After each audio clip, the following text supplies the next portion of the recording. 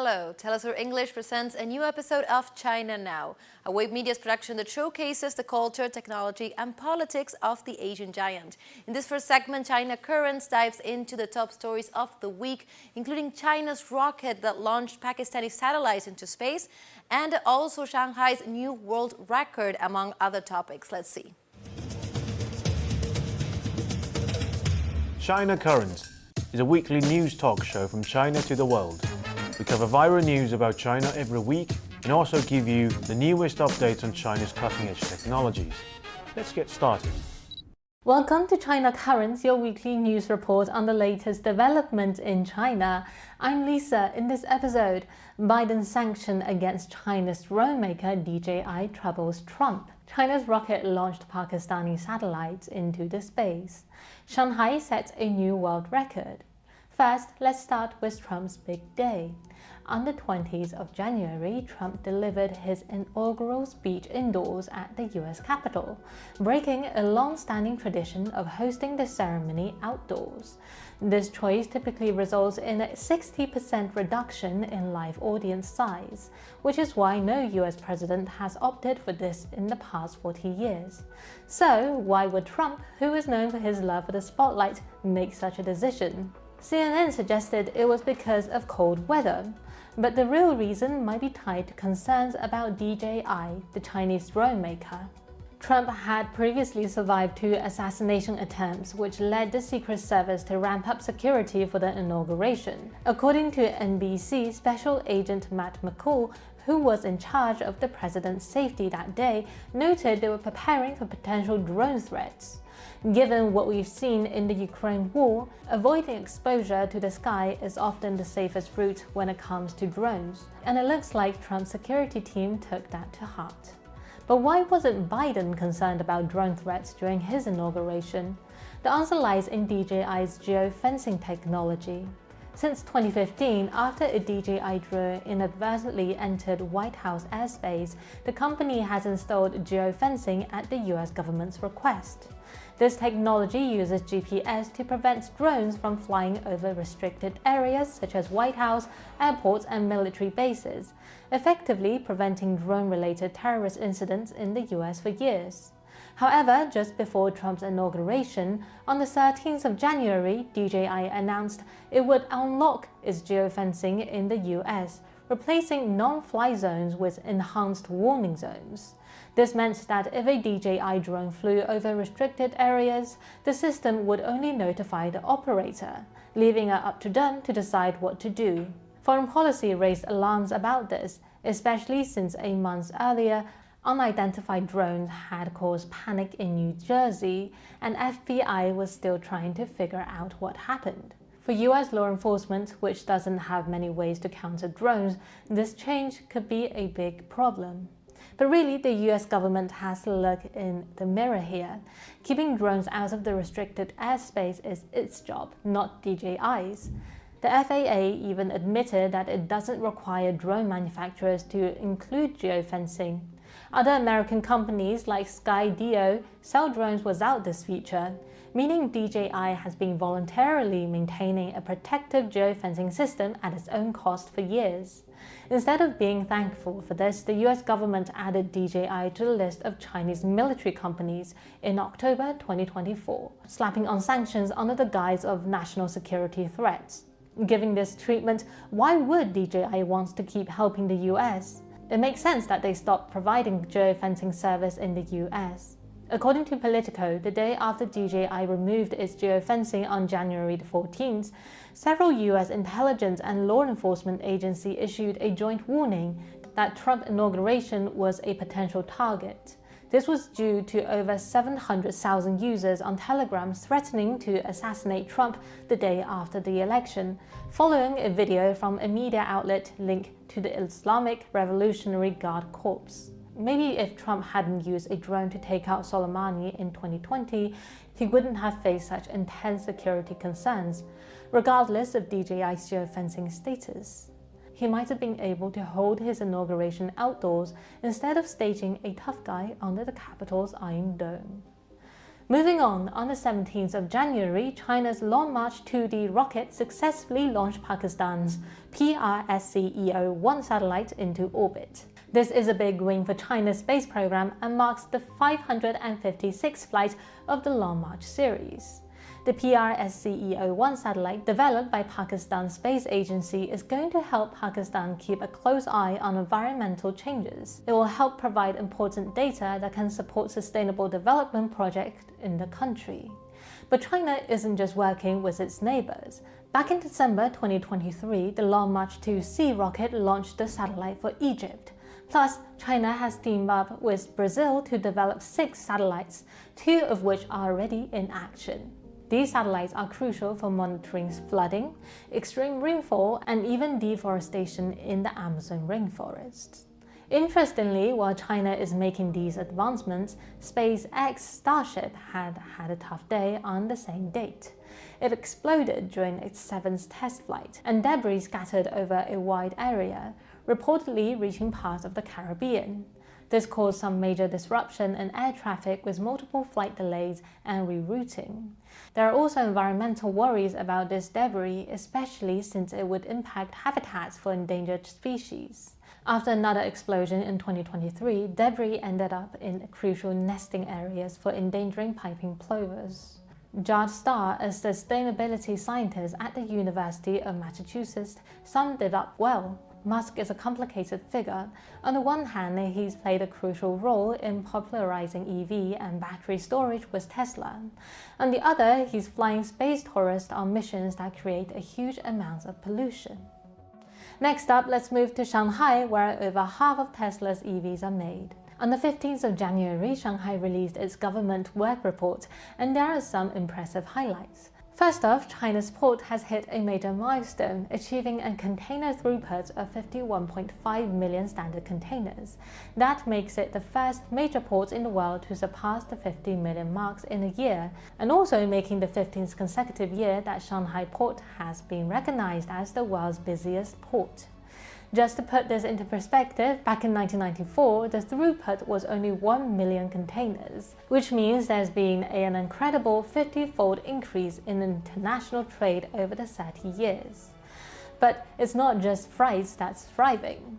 The passengers transport sector is also making waves in Shanghai. In 2024, the city's airport recorded over 800,000 flights, with passengers numbers exceeding 124 million, thereby setting a new historical record. And there's more good news on the horizon. Starting in December 2024, the National Immigration Administration of China is relaxing visa-free policies. This means that foreign transit passengers can now stay for up to 10 days without a visa. With all these developments, experts believe Shanghai's airport are set to break even more records in 2025. And that is all for today. Thank you for watching this episode of China Currents.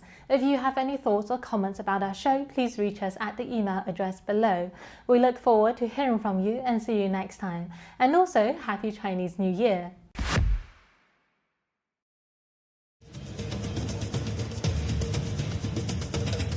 We have a short break now, but don't go away because we'll be right back. Stay with us.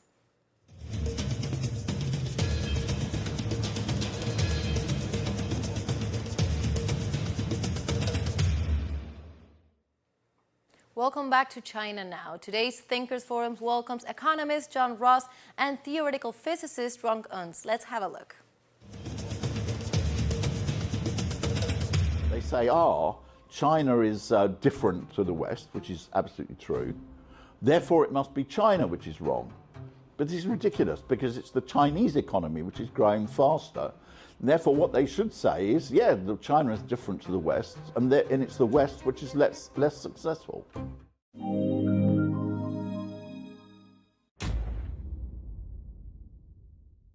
Well, the challenge is there are external challenges and there are domestic challenges.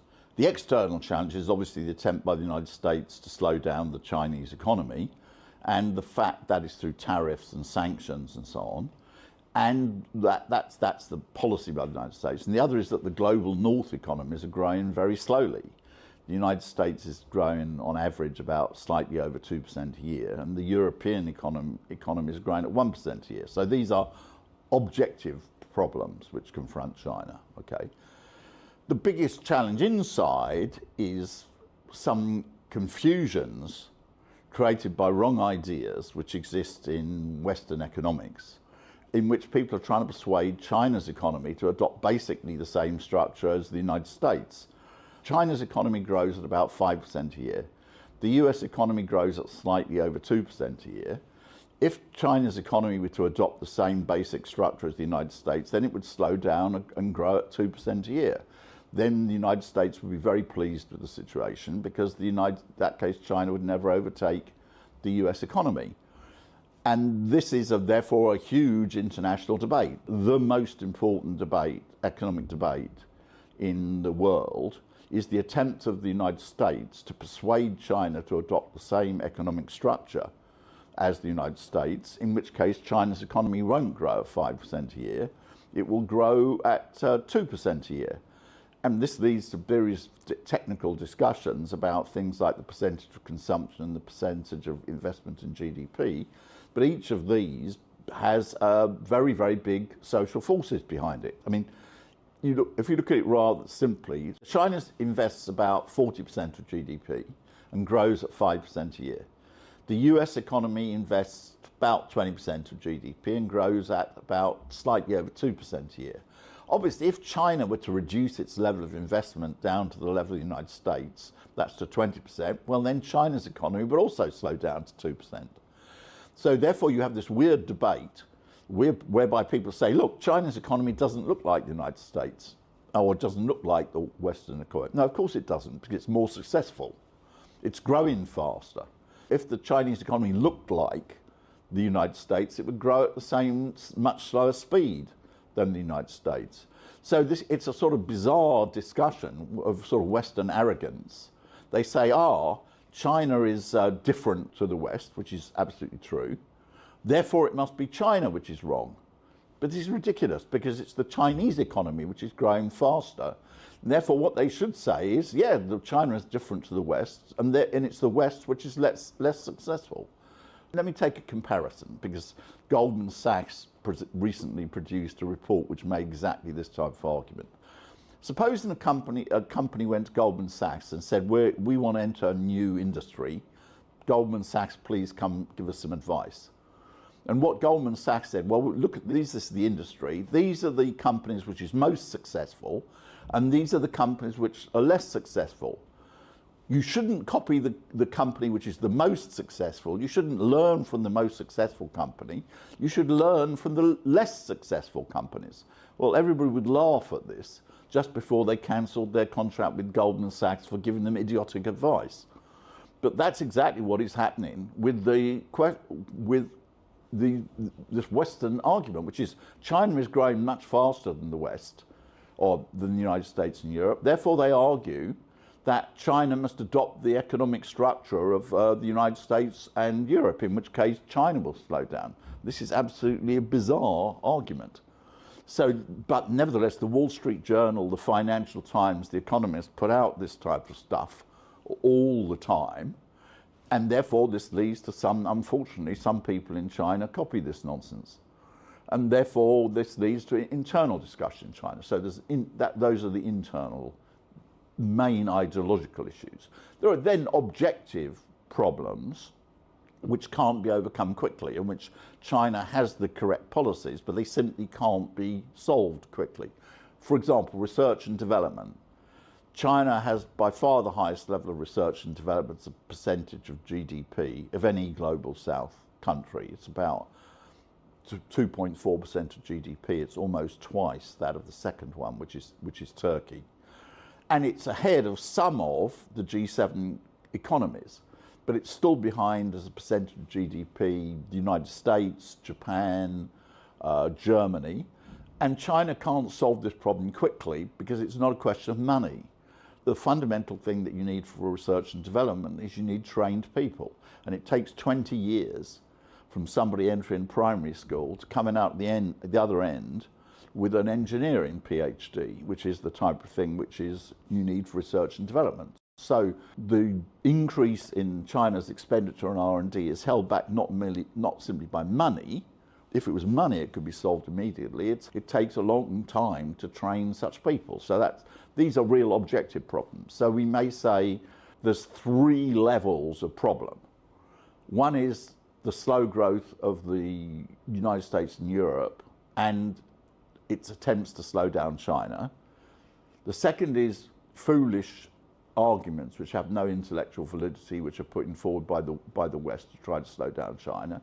And then there are real objective issues, which is due to China's level of development. Only about around 15% of China's population has higher education, compared to 50% in the United States or 70% in South Korea. And it will take a very long time, in that case, decades, to train it. So there's sort of 3 sets of problems. Can they copy? No. Every single country in the world is specific. And therefore, if you copy mechanically another country, you will inevitably be adopting the wrong policy. But can you learn lessons from it? Yeah, the answer to that is yes, you certainly can. And therefore, what is the big lessons for China? You have to have a very high level of investment to grow fast. All the Asian economies which are growing rapidly, and there are, India grows rapidly, South Korea grew rapidly, Indonesia grows rapidly, Vietnam grows rapidly, India grows rapidly. They all have very high level of investment in the economy. Then you also need an open economy. That is, you need to participate in international trade. The attempt to create a self-contained economy won't work properly. Those countries which did it, what used to be called the import substitution strategy, it won't work. You need a high level of research and development. This is where, for example, South Korea is still ahead of China. Japan is still ahead of China, not because of wrong policies by China, but because it takes a long, long time to train people in, to give them PhDs in engineering or PhDs in science or PhDs in mathematics and things like that, which is what is the really important things for that. So you need high investment, you need an open economy, you need skilled labour, you need high levels of research and development. These are common in all these countries. How they actually combine in each country, that's completely specific. So yes, China's has great lessons for other countries, but it can't be mechanically copied by other countries. American media outlets, to some extent, follow a propaganda line, and they've become more and more propagandistic over the last 10 or 20 years. I mean, it's really getting so that you can't trust almost anything you see in the New York Times or even the Wall Street Journal or these other leading publications. For a policy of that enormous magnitude to be based entirely on lies, and lies that were universal across our entire mainstream media, just made me very, very suspicious of other things moving forward.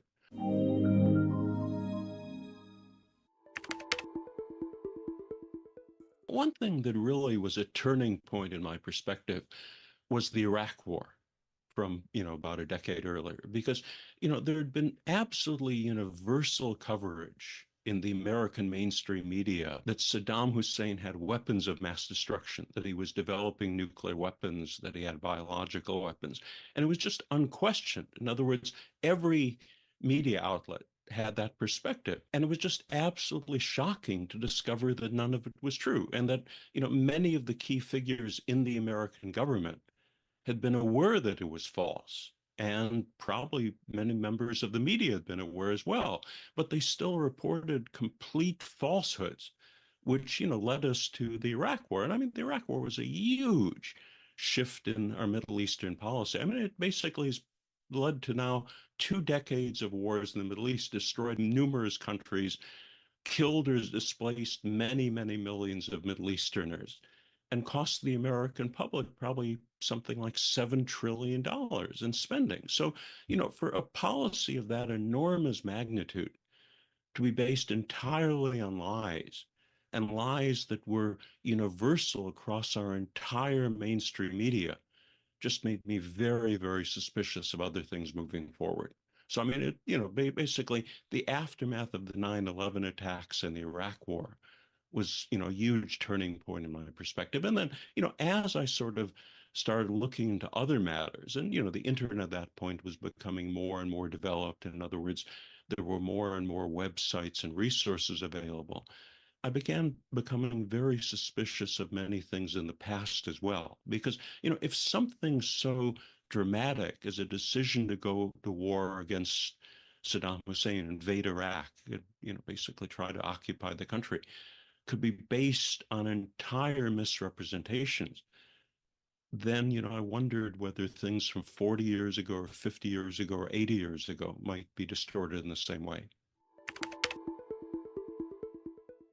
Well, I mean, that's really sort of nonsense. In other words, the whole thing about it is, when I decided to launch the website, I decided to launch a website that would provide a convenient venue for perspectives that were excluded from the mainstream media.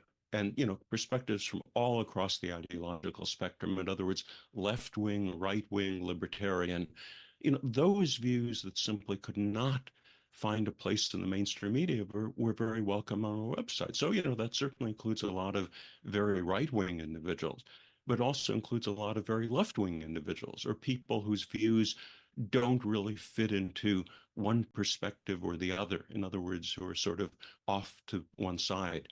And the whole thing about it is, as I started, another aspect to my sort of changing viewpoint on these things was around 2000 or 2001. I'd begun a new software project involved in trying to digitize the archives of America's leading intellectual publications of the last 100 or 150 years. In other words, you may have heard, obviously there's the Atlantic Monthly, which is about 200 years old.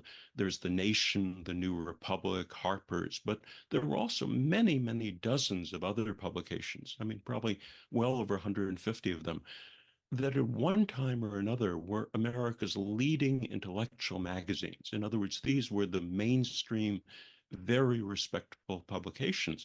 And I ended up basically just digitizing them and making them available on a website. And as I went through and did the digitization process, every now and then I would look through some of the articles they had or the table of contents, and I gradually discovered that so many of the things in America's past of 50 years ago or 100 years ago or 150 years ago were very different than I'd always assumed. In other words, based on my college classes, based on the newspapers and magazines that I read, I'd always had a certain perspective on America's history and Western history. And when you actually read the publications, the leading publications of that era, you gained a very different perspective. And in fact, some of the most influential figures in American intellectual life of 100 years ago had been so totally disappeared and forgotten that I'd never even heard of their names. So it's just a very strange thing when you come across so many hundreds of articles written in these leading American publications by one of America's most prominent intellectual figures, and you'd never heard of the individual. So, things like that made me more and more suspicious of the sort of establishment narrative that I'd really, gained from all the classes I took and all the textbooks I read.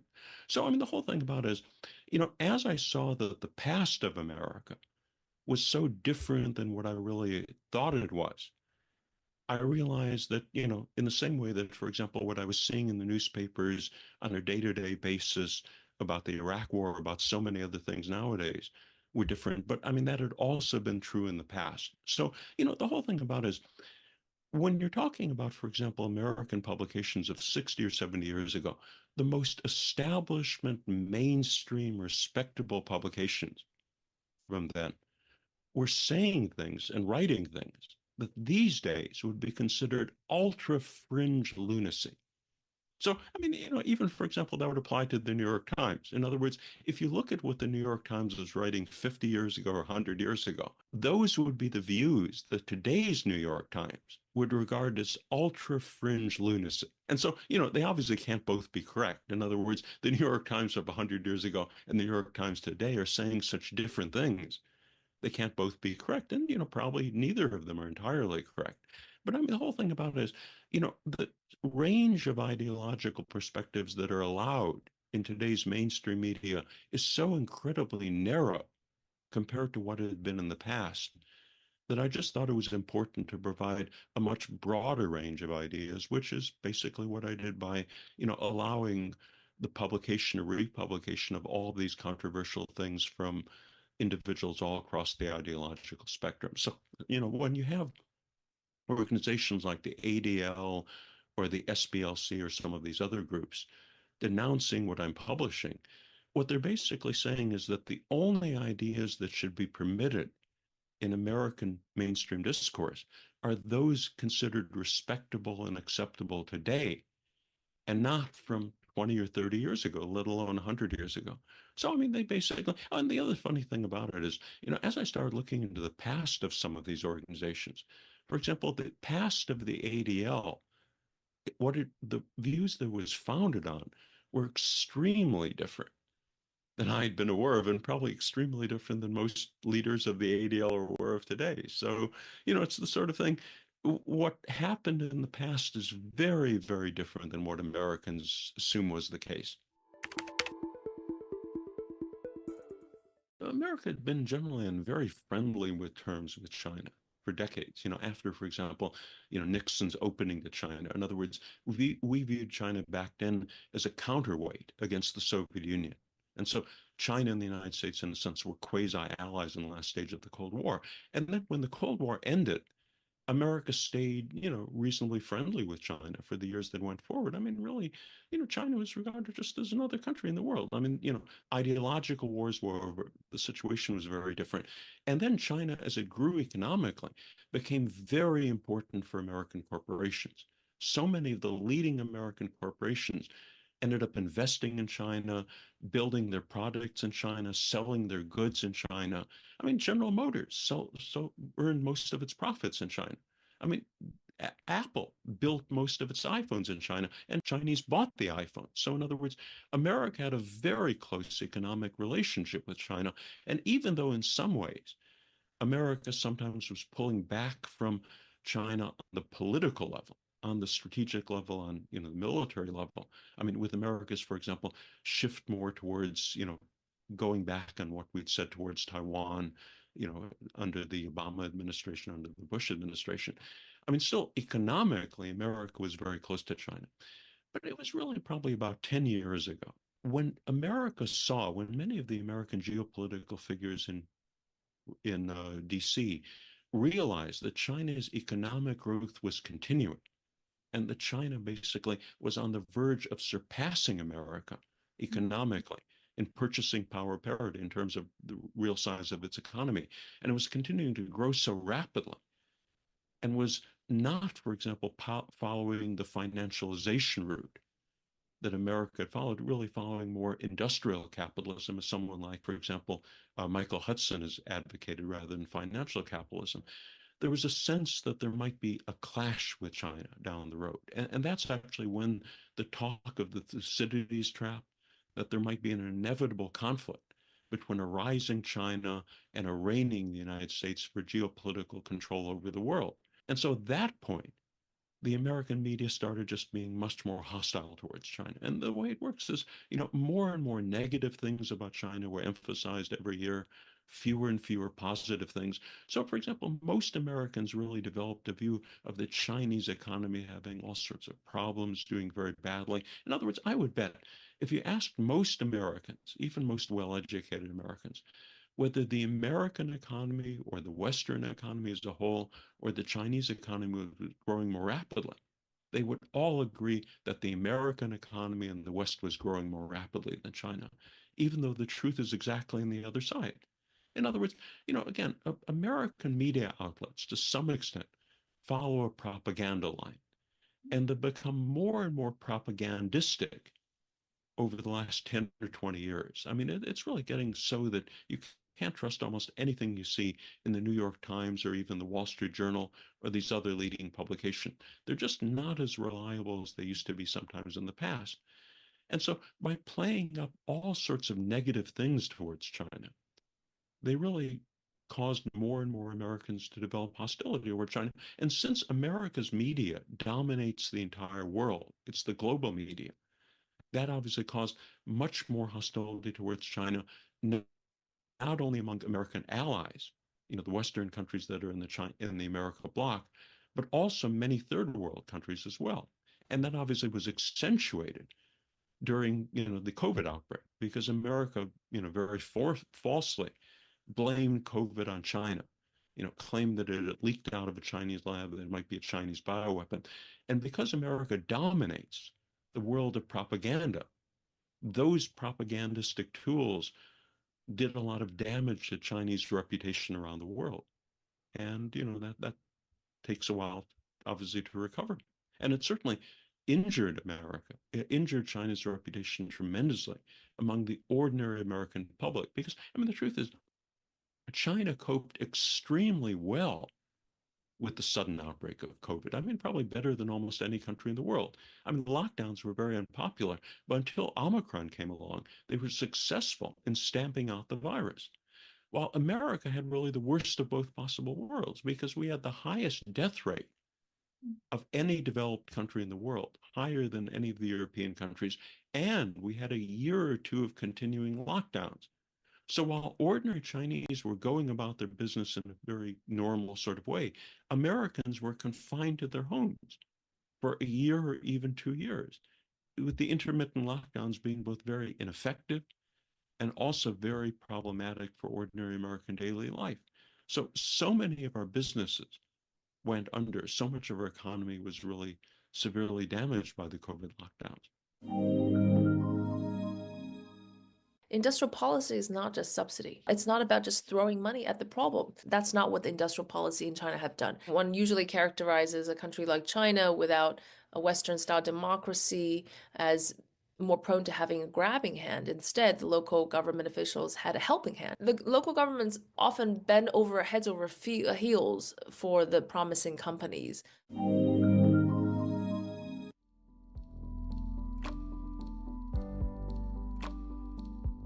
You look at EVs, China became the largest producing EV country and EV patent producing country within 10 years.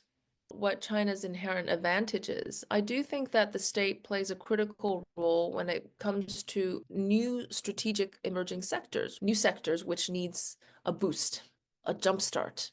Who's going to do that? If you wait for the private market to do that, either it'll be too slow or it will not be enough. Private investment will not be enough, and where there are market failures. China's success lies in the mobilization aspect of the state, the coordination, combination of the mayor economy with industrial policy and the private entrepreneurialism have created these new emerging strategic industries that no one else in the world was able to do within a short space of time. Most people think that China is an extremely centralized system, as if all decisions are made from the top down, and that's a misconception. The more accurate way to describe it is political centralization coupled with economic decentralization, where the majority of economic policies, economic decision making economic outcomes are implemented at the very local level. I want to give you an example which really highlights the power of the mayor economy and its uniqueness. Well, first of all, why are mayors or party secretaries or provincial governors and local government officials so motivated to do the right thing for the economy, right? You think that one usually characterizes a country like China without a Western-style democracy as more prone to having a grabbing hand. Instead, the local government officials had a helping hand. I'm actually sitting in China right now, and I'm looking at these companies and how much the local government is coming out to help coordinate between lenders and debtors, between banking system, the companies setting up shop to attract talent, helping them, they're a one-stop shop to these companies. Why do they have this incentive to offer a lending hand, a helping hand, rather than grabbing hand, as most people think? Well, for a few reasons. One most important reason is that if they do a good job with the local economy, they get promoted. Of course, they have other personal gains, glory, sense of accomplishment, envy from other neighboring competing governors or party secretaries, and so forth. But they are motivated, by and large, to do the right thing. And so that's what people don't understand about China, as if the state is always opposing the private. In fact, no, it's the state enabling the private. Yes, certainly there are aspects in which the state crowds out the private sector and the state monopolizes in certain things. But by and large, there's China's rapid economic growth depended greatly on this mayor economy, on this decentralization, where the local governments play a big role. Why? Because they need the local governments. Not everything is mature in this Chinese system. Not always, the rules, the permits, everything, the business environment requires a certain amount of government intervention. But I want to give you an example that I think very strongly illustrates the mayor economy, in addition to the power of industrial policy when it is implemented right. And that is the case of either solar panels or EVs, or many, many other examples, including robotics. So in 2005, if you look at a map of China, if you look at where in the country there were solar patents or productions, it's a desert. It's a desert in 2005. And of course, from 2005, the Chinese government decided to implement industrial policy supporting solar panels, but at the local level, at the city level. Maybe first 4 cities, maybe then 10, rolling out to 20, and then eventually 40, some cities over time, over a stretched period of time, implemented these industrial policies. And then 10 years later, 2015, you look at a map of China and look at solar panel production or solar panel innovation or patents, you see it has blossomed all over China, with the exception of the western central provinces, but really spread over China. And most of these cities had industrial policy implemented at some point. I think these are really incontrovertible examples where this could be very powerful. Now, that said, the mayor economy has its dark sides as well, right? Everything has a cost and a benefit, and one has to decide what the overall outcome is. If you look at the debt levels now at the local government level, the misallocation of resources, the huge capacity of the solar panels, that has a lot to do with the mayor economy, because the incentives is not at demand, on the demand side, consuming, it's on the supply side. The best companies that can become global is the mayor economy's ultimate objective. But I want to clarify that industrial policy is not just subsidy. It is much broader than that. And this is where countries get it wrong, as if you can subsidize a country and a sector to success. It's not the case. It's not about just throwing money at the problem. The local government created many, first of all, a good business environment, but coordinated supply chains. They jump-started a new ecosystem, right? If the government says, look, let's procure this new technology, let's start with SOEs, the state-owned enterprises, they will do that. They'll create that demand. Lots of these local government just make sure that this industry is going to at least have a good environment with the right players involved. A lot of it is mobilization, coordination, and allocation. It's not really just the hard financial policy. It's a lot of the soft policies that matter. And ultimately, whether industrial policies can be successful or not depends on whether they ultimately lead to more competition. In China, all of these industries, EVs, solar panels, or what have you, are experiencing the most ferocious competition within China. It has not created a few winners with huge monopoly powers. That's not what the industrial policy in China have done. They have created ultimately more market competition. And then you withdraw these policies and let the market determine who is the winner. There's a lot of misunderstanding about China, but yes, competition in the Chinese political system is a very important constriction, checks and balance mechanism. Competition at the local level among provinces, even among, regions or cities, create inherent checks and balance on the system. If you think about it this way, if you're a promising company and you go to set up shop in a city, and either that city or that provincial government is not friendly, let's say, or is corrupt or extractive. As many famous economists claim China to be an extractive country, then what do? They simply flock away to the neighboring province or city and contribute to their GDP and their investment and their employment. Ultimately, the local government cares about these three things: GDP and employment, and how much you can contribute to the overall economy. So that would be killing the goose that lays the golden eggs. Now, if you have nowhere to flock because there's no competition, then that becomes a problem.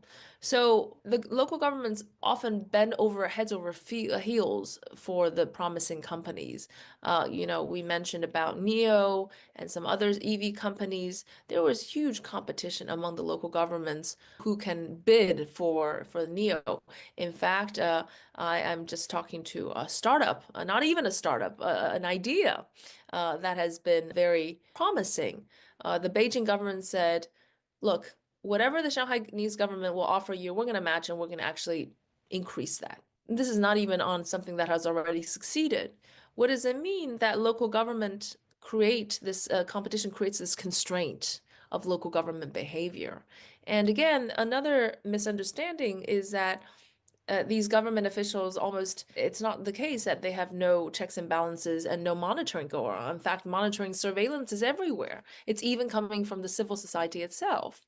There's actually a dynamic debate on social media on these things. There are lots of criticisms about local governments. In fact, a Kennedy School study have shown that maybe a third or even more of lots of these social media posts is about monitoring local government officials, right? So there's a lot of, actually, I would argue that there's too much monitoring and surveillance going on and not enough on focusing on creating more wealth today. China has thousands of years of history. Actually, China created one of the first modern bureaucracies. There are vestiges of the tradition and the historical elements in the Chinese system, including, the horizontal and the vertical stretches and expansions to every stratum society in every place around the country, and including the relationship, very, very nuanced relationship between the central and local governments, the emperor, and how it can implement some of his policies at the local level. How can he monitor what's going on in this vast nation? That kind of central-local tussle has been a millennial condition that is still very much a part of the feature of the Chinese economy today. And even if you look at the very topical aspects in the Chinese economy, like the local government debt, how to resolve the local government debt, again, it comes back to this very nuanced central-local relationship, how much responsibility, how much resources to give the local government, how much monitoring, are they concerned about moral hazard where the central government bails out the local government? Other local governments will be very unhappy if they behave responsibly because you bailed out the less responsible ones. These are such important features in the thinking that they actually shape the most important economic outcomes of the Chinese situation today. So we have to understand these kind of dynamics to appreciate what is happening in China today. But speaking about history, bureaucracy, these inherited traits of the system, yes, they're very strong, and including its relationship with people, the relations between authority and the Chinese people. The West thinks that it's just the Chinese government and people's relationship today that is sometimes tense because of the supposedly authoritarian nature of certain things, but actually the relationship with authority, that quiet deference, but not blind submission to authority, is not only a permanent feature throughout history, but also a pervasive feature throughout society, whether it's between teacher and student or children and parents. That kind of relationship with authority is something that is very different in China from where it is in the West.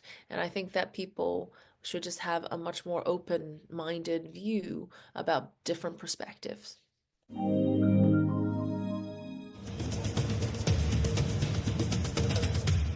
And this was another episode of China Now, a show that opens a window to the present and future of the Asian giant. Hope you enjoyed it. See you next time.